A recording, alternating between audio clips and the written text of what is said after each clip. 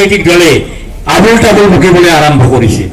এইখন মঞ্চতে বিশেষ ৰাজনৈতিক দলৰ ব্যক্তি এগৰাকী প্ৰাৰ্থী এগৰাকী ইয়াত হেনো এজিপি নাই, ভৱানীপুৰত এজিপি নাই, সৰহপুৰত এজিপি নাই, তেতিয়াহ'লে কি আছে? কি আছে তেতিয়াহ'লে? এই শ্বহীদ খৰ্গেশ্বৰ তালুকদাৰৰ পবিত্ৰ এই সমষ্টিত যদি এনেকুৱা বক্তব্য ওলোৱা ব্যক্তিয়ে ৰাখিছে, তেতিয়াহ'লে তেওঁ মূৰ্খৰ স্বৰ্গত বসবাস কৰিছে। গতিকে তেনেকুৱা ধৰণৰ মন্তব্যৰ প্ৰতি আপোনালোকে ভ্ৰক্ষেপ নকৰিব, কাৰণ আপোনালোকে নিশ্চিতভাৱে জানে আমাৰ মাননীয় ফণীভূষণ চৌধুৰীদেৱ আজি বঙাইগাঁও সমষ্টিত কিমান উন্নতি কৰিছে। একেৰাহে 8 বাৰ নহ'লে এজন বিধায়ক হ'ব নোৱাৰে। গতিকে তেনেকুৱা এজন ব্যক্তিক যাতে আমি দিল্লীৰ অঞ্চললৈ আমি পঠাব পাৰোঁ, তাৰ বাবে আমি আটাইয়ে প্ৰচেষ্টা কৰোঁ। আহক আগন্তুক 7 মে' তাৰিখে আমি হাতীৰ ছবিত ভোট দি তেওঁক নিৰ্বাচিত কৰোঁ আহক, এই আশা আমি ৰাখিছোঁ। আৰু এই কথা আমি কৈছোঁ যে আমাৰ এইবাৰ যি EVM বাকচ তাত আপোনালোকে প্ৰদীপ ফুলৰ ছবি নাপায়, UPPL দলৰ যি ট্ৰেক্টৰৰ ছবি সেয়া নাপায়, মাত্ৰ হাতীৰ ছবি পাব। আৰু এই হাতীৰ ছবিত ভোট দি আপোনালোকে তেখেতক জয়যুক্ত কৰক, এই আশা ৰাখি মই আপোনালোকলৈ পুনৰ মোৰ ভক্তিভৰা শ্ৰদ্ধা নিবেদন কৰি মোৰ ছবি বক্তব্য সামৰণি মাৰিছোঁ। ধন্যবাদ, নমস্কাৰ, জয় অসম, বন্দে মাতৰম।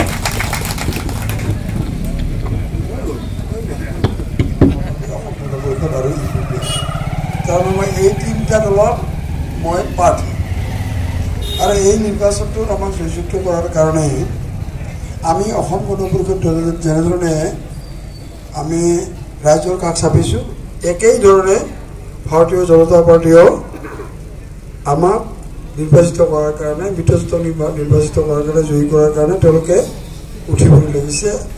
ইয়াত তাৰমানে আমি এই ক্ষেত্ৰত ভাৰতীয় জনতা পাৰ্টীৰ কাৰ্যকৰ্তাসকলে যেনেধৰণে আমাৰ সপক্ষে তেওঁলোকে কষ্ট স্বীকাৰ কৰিছে, তাৰ কাৰণে মই ভাৰতীয় জনতা পাৰ্টীৰ কাৰ্যকৰ্তাসকলক মই আন্তৰিক ধন্যবাদ। মূল্যৰ কাৰণে তেওঁলোকে আমি ইলিজিবল, তেওঁলোকে যোগ্য, এইসকল ব্যক্তিক নিশ্চয় অৰুণোদয় পোৱাটো বিচাৰোঁ, আমিও বিচাৰোঁ, চবেই বিচাৰে, তেওঁলোকেও বিচাৰে। গতিকে এই যিটো ব্যৱস্থা, এই ব্যৱস্থাটো হৈছে কি যে আজি মুখ্যমন্ত্ৰী ডাঙৰীয়াই ঘোষণা কৰিছে। কি ঘোষণা কৰিছে? যে প্ৰতিটো ৰেচন কাৰ্ডৰ গৰাকীয়ে যাতে অৰুণোদয় আঁচনিৰ ধন পাব পাৰে তাৰ ব্যৱস্থা কৰাৰ কাৰণে মাননীয় মুখ্যমন্ত্ৰী ডাঙৰীয়াই ঘোষণা কৰিছে। তেনেধৰণে কাৰ্য ব্যৱস্থাও গ্ৰহণ কৰিবলৈ আৰম্ভ কৰিছে। 1 নম্বৰ। 2 নম্বৰ হ'ল যে মাননীয় মুখ্যমন্ত্ৰীয়ে লাখপতি বাধ্য সৃষ্টি কৰাৰ ক্ষেত্ৰত ইতিমধ্যে প্ৰক্ৰিয়া আৰম্ভ হৈছে। এতিয়ালৈকে তাৰমানে এই প্ৰক্ৰিয়া সম্পূৰ্ণ হোৱা নাই। এতিয়া আমাৰ প্ৰশ্নটো হৈছে যে এই আঁচনিবিলাক আমি চলাই লৈ যাব লাগিব, আৰু এই আঁচনিবিলাক চলাই লৈ যাব লাগিলে আমাৰ মুখ্যমন্ত্ৰীৰ হাত শক্তিশালী হ'ব লাগিব। আৰু মুখ্যমন্ত্ৰীৰ হাত শক্তিশালী লগে লগে এই আঁচনিসমূহ কেন্দ্ৰীয় চৰকাৰৰ অনুগ্ৰহত, কেন্দ্ৰীয় চৰকাৰৰ অনুদানৰ জৰিয়তে এই আঁচনিসমূহ প্ৰস্তুত কৰা হৈছে। গতিকে আমি নিশ্চয় এই কথাটো ক'ব লাগিব যে বৰ্তমানৰ প্ৰধানমন্ত্ৰী নৰেন্দ্ৰ মোদী ডাঙৰীয়াৰ আমাৰ ৰাজ্যখনৰ প্ৰতি তেওঁৰ যি সুদৃষ্টি, সেই সুদৃষ্টি থকাৰ কাৰণে এই আঁচনিসমূহ আমাৰ মুখ্যমন্ত্ৰী ডাঙৰীয়াই ৰূপায়ণ কৰিব পাৰিছে। গতিকে আমি নিশ্চয় ভাবিব লাগিব যে এই আঁচনিসমূহ ৰূপায়ণ কৰাৰ স্বাৰ্থত আমাৰ ৰাজ্যখনৰ উন্নয়নৰ দিশত, বিকাশৰ দিশত আগবঢ়াই লৈ যোৱাৰ স্বাৰ্থত আমি নৰেন্দ্ৰ মোদী ডাঙৰীয়াৰ সাহায্য পাব লাগিব। নৰেন্দ্ৰ মোদী ডাঙৰীয়াৰ তৃতীয়বাৰৰ কাৰণে মুখ্যমন্ত্ৰী হোৱাটো প্ৰয়োজন হৈ পৰিছে, আৰু সেইকাৰণে আমি নৰেন্দ্ৰ মোদী ডাঙৰীয়াৰ তৃতীয়বাৰৰ কাৰণে প্ৰধানমন্ত্ৰী বুলি অধিষ্ঠিত কৰায় আমি মাননীয় মুখ্যমন্ত্ৰী ডাঙৰীয়াৰ হাত শক্তিশালী কৰাৰ জৰিয়তে আমি যাতে ইয়াত আমাৰ ৰাজ্যখনৰ বিকাশ যাতে আৰু ত্বৰান্বিত কৰিব পাৰোঁ।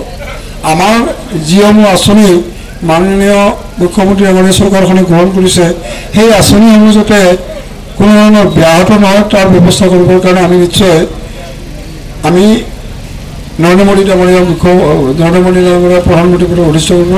সেই ক্ষেত্ৰত আমি যাতে বৰপেটা লোকসভা সমষ্টিবাসী ৰাইজ, তাৰ কাৰণে মই আপোনালোকৰ ওচৰত সহযোগিতা বিচাৰিছোঁ, তাৰ কাৰণে আপোনালোকৰ পৰা মই আশীৰ্বাদ বিচাৰিছোঁ।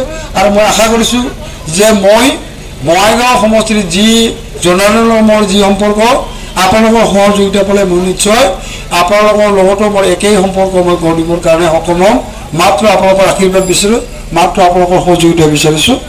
মই আপোনালোকৰ আজিৰ দিনটোত মই আপোনালোকক কি কৰিম, কি নকৰিম, অমুক কৰিম, তমুক কৰিম, এই কথাবিলাক মই আপোনালোকক ক'ব বিচাৰোঁ নাই। মই আপোনালোকক প্ৰতিশ্ৰুতি দিব বিচৰা নাই, কিন্তু মই মাত্ৰ 2টা কথা ক'ব বিচাৰিছোঁ যে আপোনালোকে আপোনালোকৰ বিপদৰ সময়ত মোক পাব আপোনালোকৰ কাষত মই থিয় হ'ম 1 2 নম্বৰ হৈছে আপোনালোকৰ সমস্যাসমূহৰ লগত মই জড়িত আৰু আপোনালোকৰ সমস্যাসমূহৰ লগত জড়িত হৈ সেই সমস্যা সমাধান কৰাৰ ক্ষেত্ৰত মই আপোনালোকৰ সহযোগত আপোনালোকক আমি ঐক্যবদ্ধভাৱে সেই সমস্যাসমূহ সমাধান কৰাৰ ক্ষেত্ৰত আগবাঢ়ি যাম তাকে আপোনালোকৰ ওচৰত আহ্বান জনাইছোঁ মই বিশেষ ক'ব বিচৰা নাই মই আশা ৰাখিছোঁ যে মই এগৰাকী বিধায়ক হিচাপে এই ৩৮টা বছৰে যেনেধৰণে মই ৰাইজৰ ওচৰত থিয় হৈ ৰাইজৰ সেৱা আগবঢ়ালোঁ মই সাংসদ হিচাপে নিৰ্বাচিত হোৱাৰ পিছতো যাতে এই বঙাইগাঁৱৰ নিচিনাকৈ ৰাইজক এই জনসাধাৰণক আপোনালোকৰ যাতে সেৱা আগবঢ়াব পাৰোঁ তাৰ কাৰণে